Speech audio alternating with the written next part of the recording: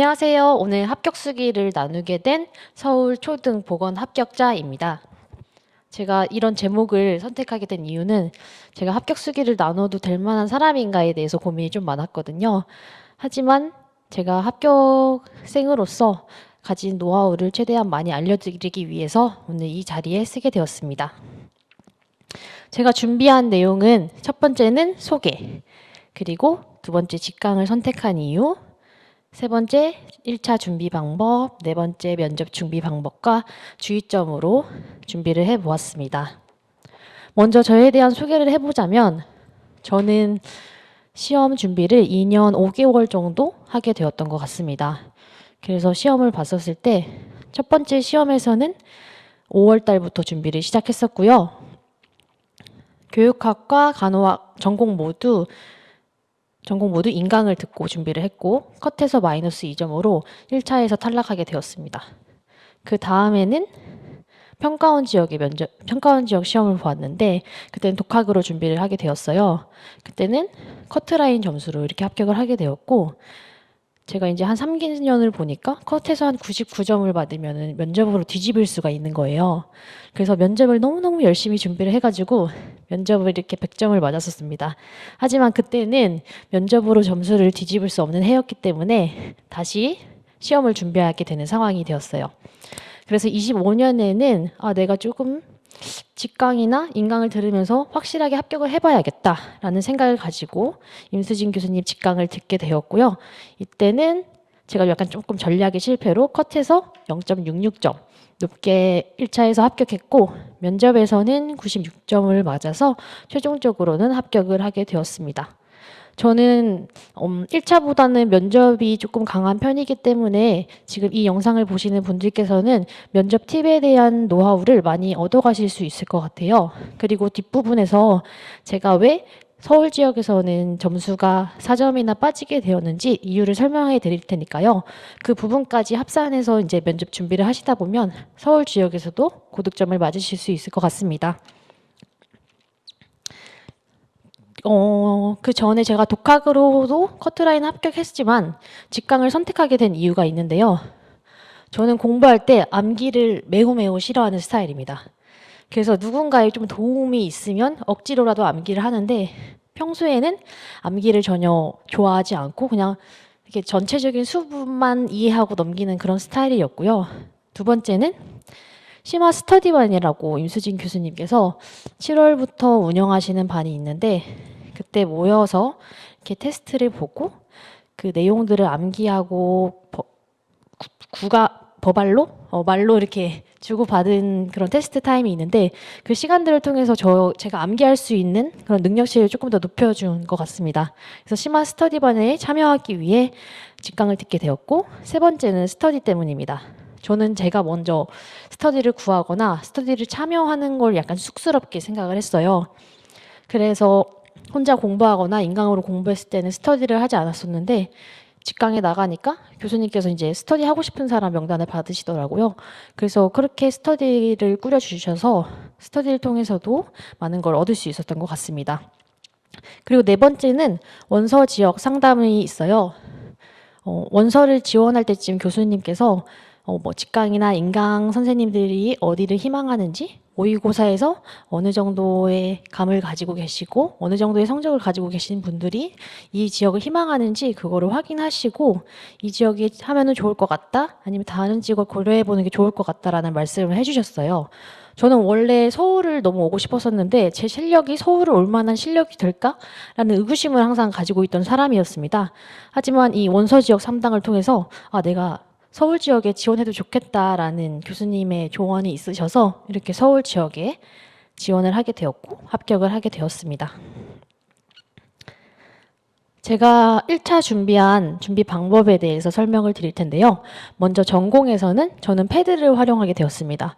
전에는 책을 다 활용을 했었는데 이제 연수 생활을 거듭하다 보니까 너무 무겁더라고요, 책이. 그래서 패드에다가 이제 다 스캔을 해가지고 다녔습니다. 또 저는 완벽주의 같은 좀 성격이 있는 부분이 있어요. 예를 들어서 글씨를 정리해서 막 이렇게 적었는데 그 글씨체가 내가 보기에 만족스럽지 못하면 그 부분을 다시 보고 싶지 않은 그런 게 있더라고요. 그래서 패드는 글씨를 지웠다가 다시 쓸 수 있기 때문에 패드를 활용한 공부를 해야겠다고 생각을 해보았습니다. 패드를 활용할 때는 저는 다음과 같이 공부를 해봤어요. 먼저 굿노트 같은 그런 필기 앱들을 보시면 목차를 정리하실 수가 있거든요. 그래서 큰 목차, 그 다음에 뭐 소주제들을 하나씩 정리한 다음에 특별하게 교수님께서 강조한 부분이나 중요한 부분들은 별 표시를 해가지고 중요성을 한눈에 알 수 있도록, 그리고 이 과목의 흐름을 좀 알 수 있도록 정리를 해보았고요. 두 번째는 그 책 부분에 관련된 국시나 기출문제들을 첨부하였습니다. 기출문제에서 문제가 나오는 경우가 많아서 질환 밑에다가 국시에서는 어떻게 나왔는지, 기출에서는 어떻게 나왔는지 바로 볼 수 있게 그렇게 첨부를 하였고요. 7월에는 질환을 또 따로 정리를 했어요. 예를 들어서 밑에 충수염이 나오는 부분이라면은 이게 충수염에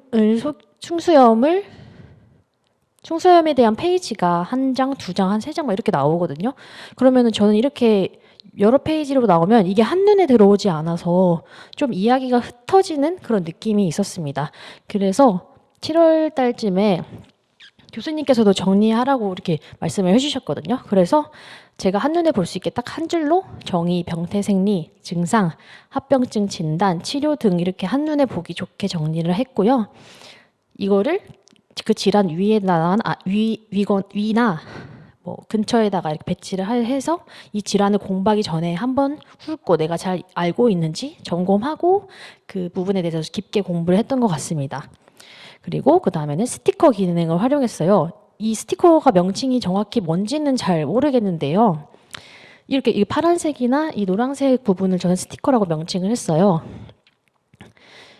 이 시험은 암기가 중요한 시험이기 때문에 내가 암기가 되지 않거나 중요하다고 생각한 부분을 이렇게 스티커로 덮어 놓으면 굿노트에서 이게 톡 건드리면은 이 안 보였던 부분이 다시 보이게 되거든요.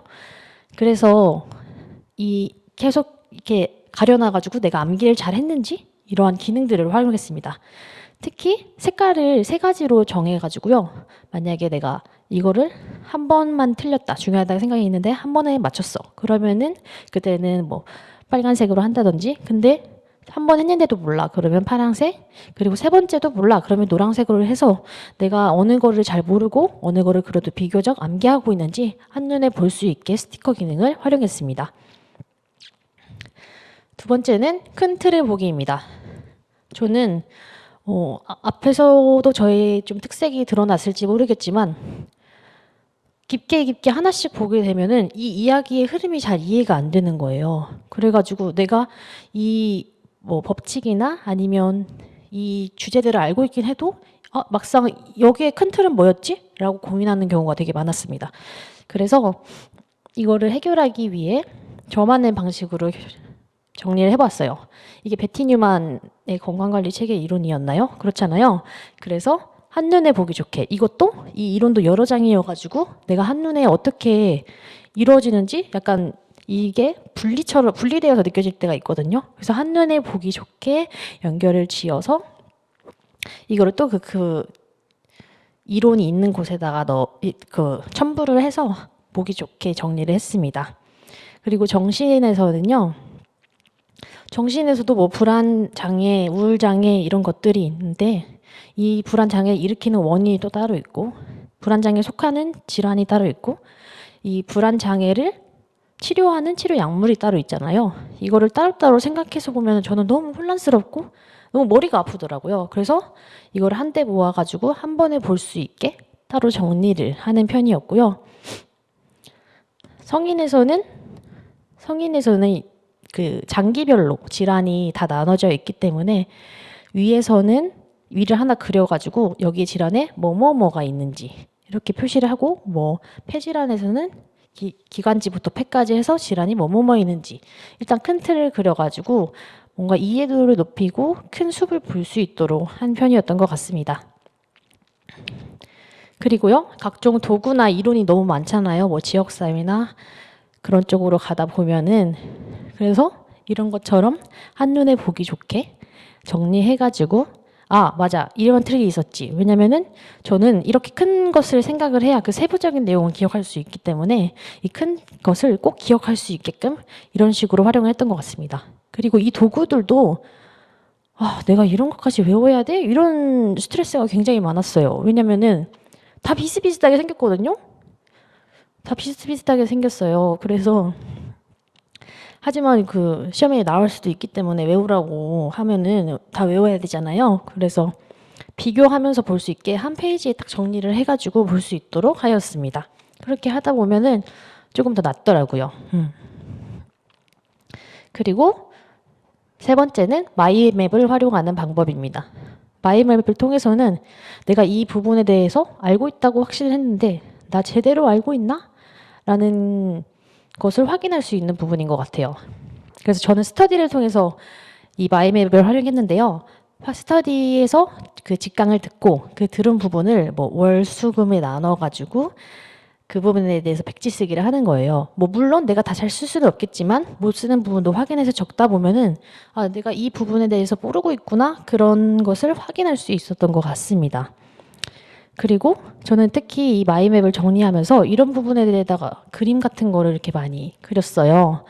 그래서 뭐랄까요? 이렇게 그리면 아, 이 질환에 대해서도 되게 정리를 하는 느낌이 되기 때문에 훨씬 이해되는 것도 좋고 그리고 이렇게 주제별로 아니면 거기에 소주제별로 한눈에 보기가 좋기 때문에 큰 틀을 보는 것도 굉장히 도움이 됐습니다. 그래서 제가 이렇게 그림을 그렸던 것에 대해서 보여드리겠습니다.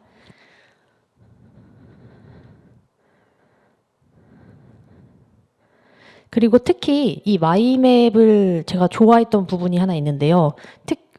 그 DSM-5 정신간호학에서 그 질환에 대해서 DSM-5를 외우는 부분이 있어요. 근데 책에서는 이게 길게 써 있으니까 아, 얘가 뭐라는 건지도 잘 모르겠고 내가 이 긴 글을 다 외워야 되는지도 모르겠고 약간 그런 부분이 있었거든요. 그래서 그 마이맵을 보시면 되게 간결하게 정리가 되어 있기 때문에 저는 암기하는데 굉장히 도움을 많이 받았고요. 한눈에 보기도 너무 좋더라고요. 그래서 이게 주의력 없게 행동 장애다라고 하면은 그 옆에다가 저는 이거를 이렇게 캡처를 해가지고 꼭 옆에다가 붙여놨어요. 그래서 그렇게 봐서 DSM-5를 한눈에 빡빡빡빡 볼 수 있게끔 이렇게 만들었습니다. 그 다음은 교육학 공부 방법에 대해서 이야기를 해드리도록 하겠습니다. N수생 분들이나 재수생 분들은 교육학에 대한 기본적인 배경이 지식이 있을 거라고 생각합니다. 저는 첫 번째 시험을 봤었을 때 교육학이 한 18점 정도 맞았었는데 24년 시험, 그러니까 재작년 시험에서 교육학이 굉장히 어렵게 나온 큰 이슈가 있었어요. 그래서 그때 독학을 했었는데 14점 몇 점인가 아까 앞에서 보시다시피 점수가 훅 내려갔단 말이죠. 그래가지고 제가 아, 내가 점수가 그렇게 낮았으니까 뭔가 다른 전략을 보여야겠다라고 생각해서 강의를 들었었는데 제가 생각했을 때는 굳이 재수사 이상의 분들은 굳이 강의를 다시 듣는다기보다는 그냥 미리 강사 요약책이나 원페이지 같은 책을 활용해서 미리미리 정리를 하시고 그걸 여러 번 회독하시면서 그 이론에 대한 뭔가 숙련도를 더 높이시면 좋을 것 같다라는 생각이 들었습니다. 저는 이번에 강의를 들었는데 강의를 듣다 보면은 그 내 공부 시간은 별로 없잖아요.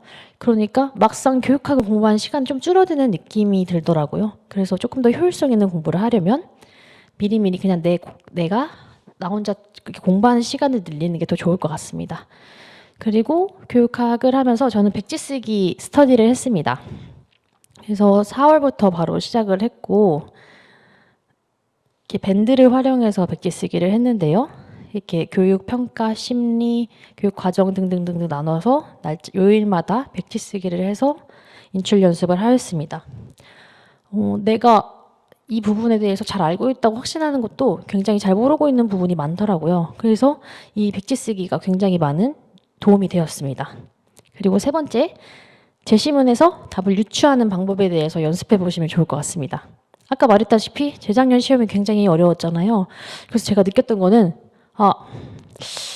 근데 사람들이 어려웠다고 하긴 하지만 그 문제나 제시문에서 힌트가 있다고 그러더라고요. 그래서 이번에 시험을 보면은 나는 모르는 문제가 나와도 이거를 최대한 활용해서 풀어내야겠다라는 생각을 해봤어요.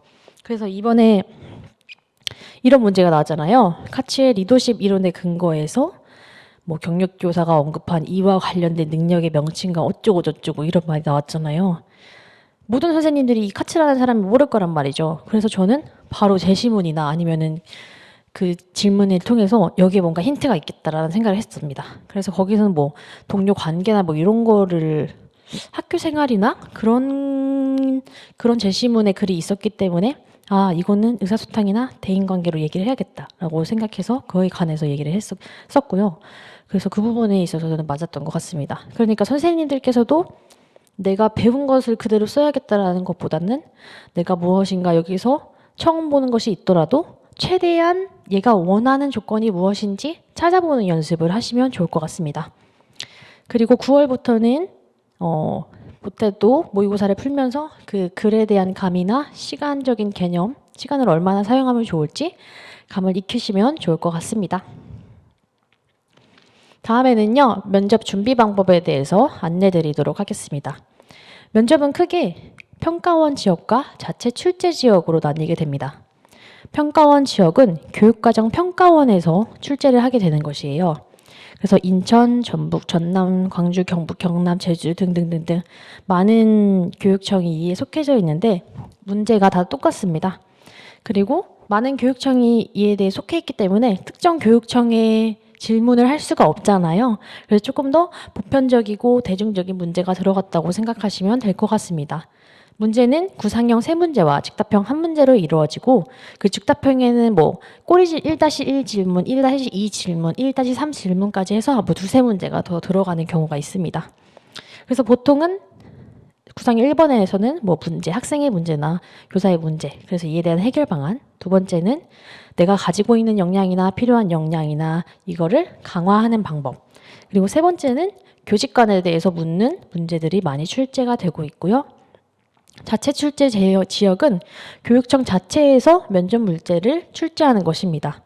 서울, 경기, 세종, 대구 등등등이 여기에 해당되는데요. 이거는 매년 바뀔 수 있으니까 시험 보시기 전에 꼭 이게 내 지역이 어디에 해당하는지 확인해 보시면 좋을 것 같습니다. 저는 서울에 시험을 봤기 때문에 서울 기준으로 말씀을 드리면 서울은 구상형 2문제와 추가 질문, 그리고 즉답형 1문제와 추가 질문으로 이렇게 들어가게 됩니다. 구상형 2문제에서 첫째는 시책 관련한 문제, 아니면은 뭐 비교과 관련한 문제가 나오고 두 번째는 전공 관련한 문제가 나와요. 그러면 그 다음에 추가 질문은 뭐냐면 전공 문제가 끝나게 되면 여기 앞에 계신 평가관님 중에 한 분이 질문을 이렇게 말로 얘기를 해주십니다. 그러면 그걸 듣고 대답을 해야 되는데 이 추가 질문은 전공 문제가 하나 있고요. 그 다음에 즉답형 1문제는 교육관이나 갈등 같은 문제를 물어보고 이 추가 질문에서는 여기 이 즉답형에 대한 추가 질문을 하게 됩니다. 제가 아까 4점이 96점이니까 4점이 감점된 거잖아요. 여기 여기 추가 질문에서 각각 2가지씩, 그러니까 요구하는 조건 2개에서 각각 2가지씩을 얘기하라고 해서 총 4가지씩을 얘기해야 되는 상황이었던 거예요. 근데 제가 그 평가관의 말을 2번이나 들었음에도 불구하고 그 각각 2가지라는 말을 못 들어서 4가지를 이야기해야 하는데 2가지밖에 답변을 못했습니다. 그래서 아마 감점이 되지 않았나라는 생각이 들었고요. 그러니까 여러분께서는 혹시 면접을 나중에 준비하게 되신다면 그 추가 질문 듣는 연습을 하시면 좋겠습니다. 모든 사람들이 나와 같이 이렇게 또박또박 전달해 주지 않으니까 여러 상황에 있어서 연습을 해보시면 좋을 것 같습니다. 자, 면접 준비 방법에 대해서 이제 본격적으로 말을 하겠습니다. 먼저 준비하셔야 될 거는 첫 번째 기본입니다. 내가 어떤 교직관을 가지고 있는지, 갈등 관리, 학생이나 내가 동료 교사들과 학부모와 갈등이 있을 때 어떻게 갈등 관리를 할 것인지, 세 번째는 학생을 관리하는 방법 등등 내가 그 기본적인 것에 대해서 나는 어떤 사람인가에 대해서 그런 생각을 해보는 시간이 중요할 것 같습니다. 그리고 두 번째는 구조화입니다. 말을 할 때 이거는 제한된 시간 안에 내가 여기에 대한 답변을 하고 있다라고 전달하는 게 매우 중요합니다. 근데 이 평가하시는 분들이 막 적으면서 이걸 듣는 게 아니거든요. 그래서 내가 잘 말하고 있고 근거가 충분하고 내 답변은 풍부하다라는 거를 알려줘야 됩니다. 그래서 구조화할 때 보통 이런 틀을 많이 쓰는데요. 주장, 근거, 기대 효과, 재주장 보통 이렇게 많이 씁니다. 뭐 예를 들어서 저는 이러이러한 교사가 되겠습니다. 그 이유는 뭐뭐는 뭐뭐이기 때문입니다. 이런 교사가 된다면 학생들을 행복하게 만들어주는 교사가 될 수 있습니다. 아니면 학생들을 행복하게 만드는 교육 환경을 구성할 수 있을 것입니다. 그래서 따라서 저는 이러이러한 교사가 되겠습니다. 라는 이런 형식을 지켜서 말을 하게 된다면 듣는 사람에 있어서도 굉장히 편안하게 들리고 이 평가관들은 키워드에 따라서 채점을 하기 때문에 그 키워드들이 제대로 들리고 주장했던 내용을 마지막에 한 번 더 주장해 준다면 앞에서 못 들었더라도 얘가 명확하게 얘기했구나라고 인식을 줄 수가 있습니다. 그래서 저는 보통 이런 틀을 활용했고요. 그 다음에 시책을 확인하시면 좋습니다. 평가원 지역은 시책을 직접적으로 문제로 묻지는 않지만 교육청에 대해서 알아야 그 답변의 질이 높아진다고 생각합니다. 분명하게 시책에 대해서 묻지는 않았어도 답변에 보면은 시책을 활용해서 할 수 있는 답변을 말할 수 있는 기회들이 있을 거란 말이죠. 그러니까 이 평가관들은 오랜 시간 앉아있고 여러 평가원들을 평가를 하게 되는데 다 원래 답변이 비슷비슷할 거라고 저는 생각을 해요. 그때 시책을 활용한 우리만의 교육청에 대한 특색 사업을 잘 알고 있는 사람이 이 말을 하게 된다면 뭐지? 라고 하면서 저는 집중이 확 될 것 같습니다. 그랬기 때문에 저는 평가원 지역을 준비하면서도 시책은 꼭 다 읽어보고 정리하고 했었거든요. 그러니까 선생님들께서도 내 교육청에 대해서 한번 알아보시는 것은 매우 중요하다고 저는 생각합니다. 그래서 저희가 서울 이번에 준비하면서 정리했던 시책 부분인데요. 제가 생각하기에 가장 중요한 부분이 이 부분이라고 생각해요. 그 교육 비전, 교육 지표, 정책 방향. 이 부분들이 어찌 보면은 우리 서울 교육에 가야 하는 핵심적인 부분이라고 저는 생각해서 이 부분을 가장 여기 먼저 첫 페이지에 적어놨고요. 역시 이게 중요하다고 생각했는지 이번 면접 문제에서 교사의 긍지를 높이는 방안에 대해서 나오게 되었어요. 그러니까 선생님, 특히 자체 출제에서 준비를 하시는 분들은 이런 시책의 부분에 대해서 좀 세세하게 공부를 하시면 좋을 것 같습니다. 그리고 저는 시책을 일단 정리를 했으면 이번 교육청에서 중요하다고 생각하는 부분들이 있어요. 예를 들어서 이 부분에 대해서는 기초학력 문제가 요새는 대두되고 있거든요. 지속적으로 계속. 그래서 그러면은 이 시책을 보면서 도대체 근데 기초학력은 왜 중요한가? 왜 학교에서 이 기초학력을 보장해줘야만 하는가라는 질문이 생길 수 있는 거예요. 그래서 여기에 대해서 만약에 내가 생각이 안 난다. 그러면은 유튜브나 교육청 블로그나 이런 데를 샅샅이 뒤져가지고 답변을 마련을 하는 거죠. 저는 여기다 정리를 해봤는데 여기 보시면 기초학력은 이후 배움에서 성공할 수 있는 기초를 다지는 매우 중요한 단계이다. 초등학교 시절의 기초학력이 이후 학습을 여정을 밝게 비추는 중요한 발판이기 때문에 학교에서는 기초학력을 보장해 주어야 한다. 이러한 부분에 대해서 정리를 해보았거든요. 그래서 질문이라고 하는 거는 어디서든지 나올 수 있기 때문에 이렇게 내가 여기에 대해서 이렇게 착착착착 뭔가 뭐랄까요? 확장해 나가시면서 공부를 하시면 완벽한 준비가 되지 않을까라는 생각을 봅니다. 그리고 스터디에서는 인풋한 내용을 아웃풋하는 연습을 하시는 겁니다. 기본, 구조와 시책 등 이것들이 인풋이라고 하는 거죠. 내가 어느 정도 여기에 대한 지식이 있고 내가 어떤 교육관을 가지고 있는지 확실하게 정립이 되어야 이 말을 할 수가 있는 거라고 생각을 해요. 그래서 스터디를 통해서 이 말하는 연습, 구조화해서 말하는 연습, 그리고 내가 말하면서 나도 모르게 이렇게 몸을 흔들고 있지는 않은지 아니면 이라는 태도를 가지고 있는지 않는지 그런 부분에서 확인해보는 시간을 가지면 좋을 것 같습니다. 그리고 저는 추천드리는 게 있는데 유튜브에 보시면 굉장히 많은 면접 고득점자 분들이 계세요. 책을 내신 분들도 있고 강의를 하시는 분들도 있는데 유료 강의도 많지만 무료 강의가 굉장히 질 좋은 게 많거든요. 그래서 저는 그런 유튜브들을 엄청 많이 봤어요. 진짜 한 100개 정도는 본 것 같은데 거기서 내가 취할 거는 취하고 아 이런 행동을 하면 안 되겠구나라고 해서 뭔가 나만의 좀 뭔가 매뉴얼을 만드는 거죠. 그리고 그분들이 뭐 시책을 정리해 주실 때도 있고 아니면 요새 교육청 이슈를 다뤄주실 때도 있고 하니까 선생님들께서도 너무 한정된 자원이나 정보만 활용하실 게 아니라 유튜브나 아니면 교육청 블로그나 교육청 유튜브도 있거든요. 그런 걸 모두 두루두루 한 번씩 보시면서 면접에 달인이 고수가 되어 가시길 바라겠습니다.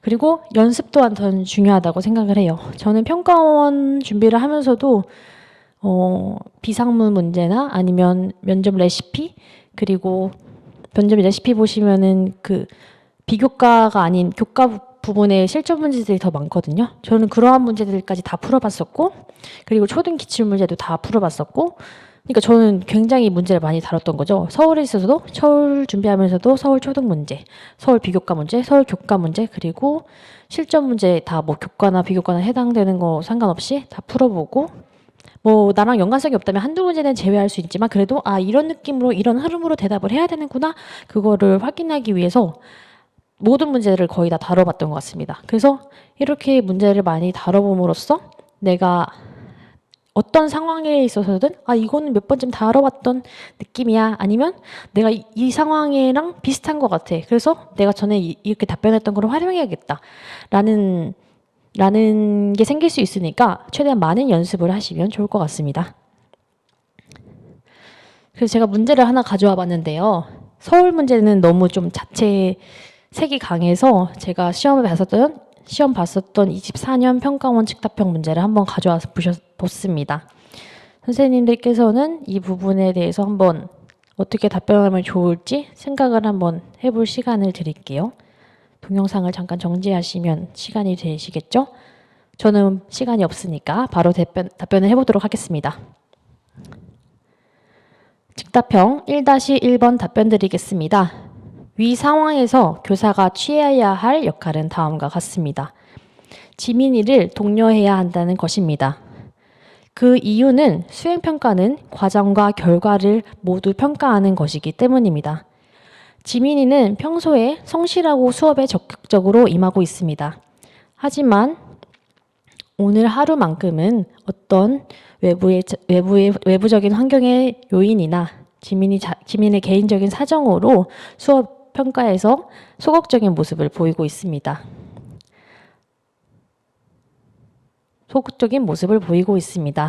따라서 수행평가는 그 과정까지 평가돼야 하는 것이기 때문에 저는 지민이를 독려해야 한다고 생각합니다.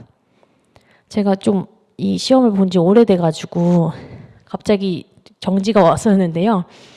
제가 여기서 말하고 싶었던 거는 이 말의 빠르기 그리고 이 딕션, 전달력이랑 제가 처음에 주장을 하고 그 이유에 대해서 밝히고 한 번 더 나는 이런 입장이다라고 언급을 해주면서 마무리했다는 거 이 부분에 대해서 좀 전달을 하고 싶었습니다. 그래서 선생님들께서도 이런 부분에 대해서 유념을 하시면 좋을 것 같아요. 그리고 주의점에 대해서 알려드리겠습니다. 자랑을 하면 안 돼요. 면접은 시간이 정해져 있습니다. 보통 한 문제에 2분 정도 주어진다고 생각을 하는데요. 이러신 분들이 있어요. 아, 나 이 부분 너무 잘하는 부분이야. 그러니까 갑자기 막 신이 나셔가지고 막 한도 끝도 없이 막 하는 거예요. 아니면 내가 말을 제대로 했나? 불안해라고 하니까 이미 채점이 될 내용을 다 들었음에도 불구하고 주저리 이렇게 말을 하는 분들이 계신단 말이죠. 이러시면 안 됩니다.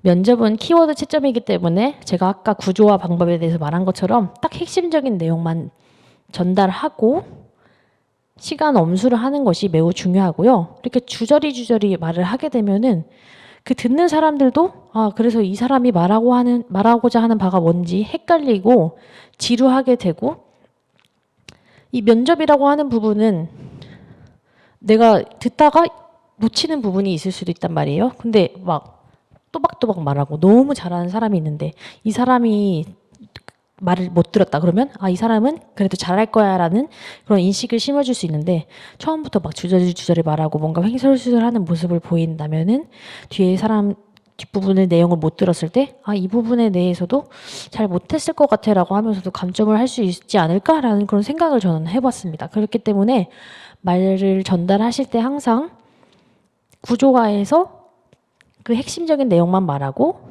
근거를 충분히 말했다면 바로 다음으로 넘어가시는 게 좋겠습니다. 그 다음 두 번째는 관리자의 마인드입니다. 평가원들은 보통 교감님, 교장님이나 장학사님 아니면 보건교사 선생님들이 많이 들어오게 되세요.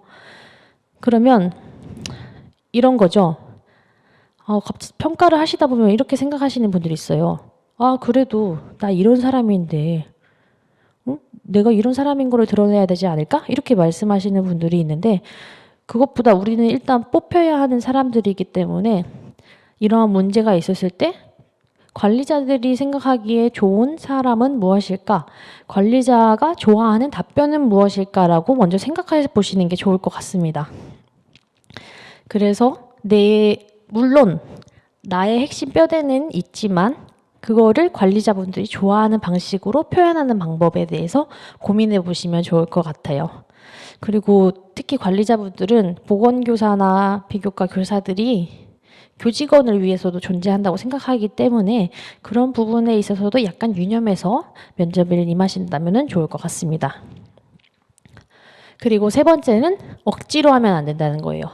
그러니까 선생님이 아까 앞에서 기본이랑 시책 이런 거 다 만들어 놓으라고 했어. 그래가지고 나 정리 다 했어. 이렇게 하시면서 만능틀을 이제 만들기 시작하신단 말이죠. 근데 문제는 어떻게 나올지 몰라요. 내가 준비한 대로 묻는 경우가 없단 말이죠. 그런데도 불구하고 사람들이 내가 준비한 만능틀과 다름에도 불구하고 이 만능틀을 가지고 와서 억지로 끼워 맞춰요. 근데 그러면은 억지스러운 느낌이 굉장히 많이 나고, 그리고 또 맞지도 않습니다. 그렇기 때문에 그냥 나는 어떤 교사가 되고 있는지 큰 흐름만 이렇게 잡아두고 이거를 유연하게 접목시키는 게 중요하다고 생각을 해요. 그래서 억지스럽게 하지 말고 다양한 사례나 다양한 방법들을 생각해보고 이거를 유연하게 바꾸고 적용할 수 있는 방법에 대해서 고민하시면 좋을 것 같습니다. 네, 제가 많은 거를 알려드리기 위해서 최대한 노력을 해봤는데, 혹시나 더 면접에 있어서 궁금하신 점이 있다면은 그 임수진 교수님 카페에다가 합격 수기를 올려놓았으니 거기서 보시면 좋을 것 같습니다. 그래도 이 부분만 해도 면접에 있어서는 고득점을 맞지 않을까 생각을 한번 해보고요. 사람마다 각자 가진 장점과 단점이 다르다고 생각합니다. 오랜 시간 수험 생활을 하시다 보면은 자신의 장점보다 단점에 매몰되시는 분들이 많아요. 그래서 그러지 마시고, 저는 암기가 되게 부족했지만 그 부분을 면접으로 채워서 1차를 뒤집은 것처럼 선생님들도 자신의 단점보다는 장점에 초점을 맞춰서 이 힘든 시기를 현명하게 이겨나가시길 바라겠습니다. 합격과 불합격이 나뉘는 가장 큰 요인은 저는 운이라고 생각을 해요. 그래서 올해는 이 영상을 보시는 선생님들이 그 모든 운을 가져가시기를 바라며 학교에서 같이 웃으면서 인사하는 그날을 기다리겠습니다. 행운핑 감사합니다.